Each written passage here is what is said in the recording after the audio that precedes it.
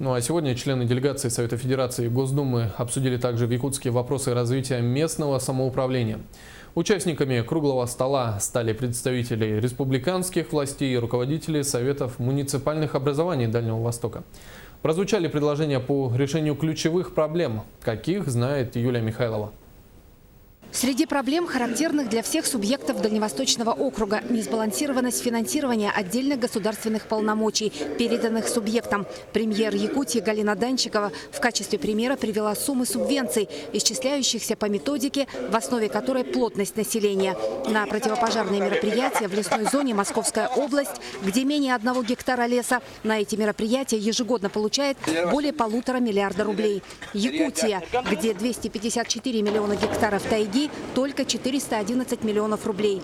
Еще одна проблема, от которой страдают все северные субъекты страны – это завоз грузов на крайний север. Согласно бюджетному кодексу, субъекты лишены права финансировать заранее поставщиков грузов, от которых зависит жизнедеятельность отдаленных северных поселений. Необходимо изменить порядок финансирования этой важной задачи.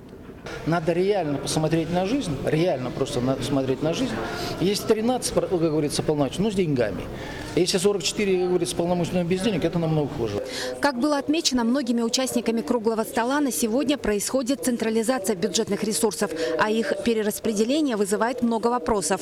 Я думаю, что, Виктор Борисович, со временем все-таки вот проблемам бюджетного федерализма, его регламентации, его возможного перераспределения или перерассмотрения концепции бюджетного федерализма необходимо будет вернуться. Практически сейчас абсолютное большинство субъектов Российской Федерации находится в дотационном режиме, и та нагрузка расходных обязательств, которая нарастает у этих субъектов, она, в общем-то, начинает вызывать недовольство населения.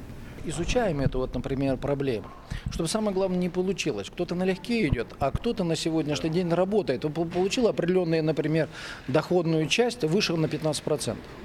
И вот эта доходная часть получается типа того, что другие работают, как говорится, как работали, так и работают плохо. И у этих отнимается, отдаются другим, чтобы этого не было бы. То есть те люди, которые сегодня, или субъекты, которые сегодня работают, надо постараться им, чтобы помочь, еще чтобы было бы у них лучше. Вот это вопрос мы тоже всесторонне рассматриваем, чтобы вот, справедливость должен присутствовать. Рекомендации круглого стола будут учитываться в дальнейшем совершенствовании законодательства Российской Федерации по вопросам местного самоуправления. Юлия Михайлова, Иван Семенов, НВК Саха, Якутск.